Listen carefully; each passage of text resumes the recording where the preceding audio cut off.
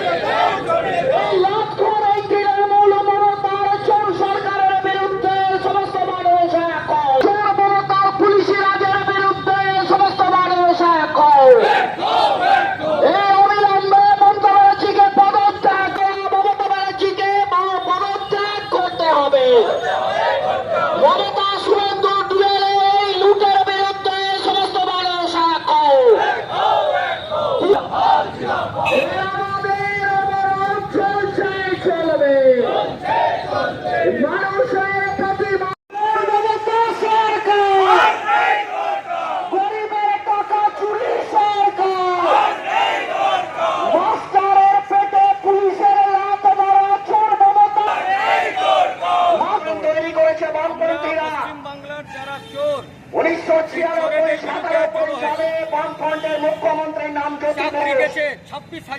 शिक्षामंत्री माध्यमिक मुख्यमंत्री 8,000 টাকার ফল পার্থ চ্যাটার্জি খেয়ে ছেলে বসে আছে। আর সেই ফলে মাসুল তুলতে হচ্ছে বাচ্চা বাচ্চা ছেলে যারা আজকে রাস্তায় সমাজ গড়ার পরিবার মাস্টারমশাইরা তৃণমূল টাকা নিয়ে অযোগ্যদের চাকরি দিয়েছে। 5-6 হাজার টাকা নিয়ে চাকরির কারণে আজকে প্রায় 20-21 হাজার ছেলের জীবন বিপন্ন হয়েছে।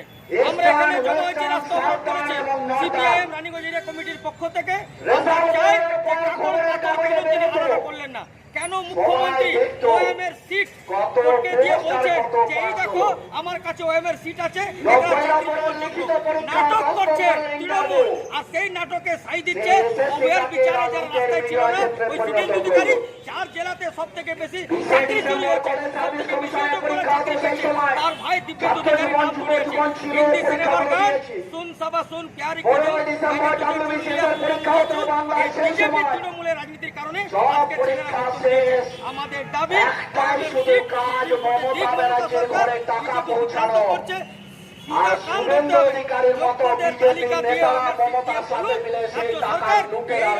যোগ্যদের তালিকা তারা চাকরি বেঁচে যাবে। আমরা চাই হাউ হাউ করে কাঁদছে ওরা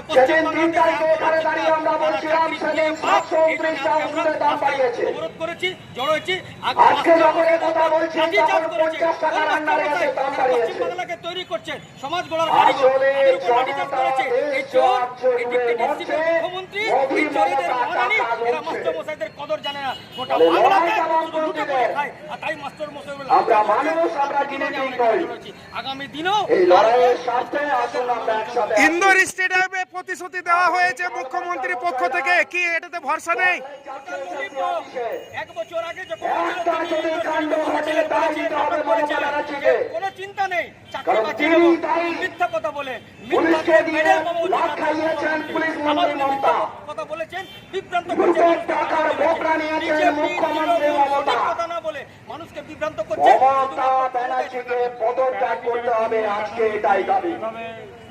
তার মতো অযোগ্যকে যে কোনো নিয়োগ অনেক লড়াইটাতে আমরা থাকবো। সবাইকে অবরোধ সহ আমাদের যা কর্মসূচি হলো সেই কর্মসূচি শেষ করছে। ইনকাম জিন্দাবাদ, মেহনতি মানুষের ঐক্য জিন্দাবাদ। আমার নাম হেমন্ত প্রভাকর, আমি সিপিআইএম রানীগঞ্জ এরিয়া কমিটির সদস্য।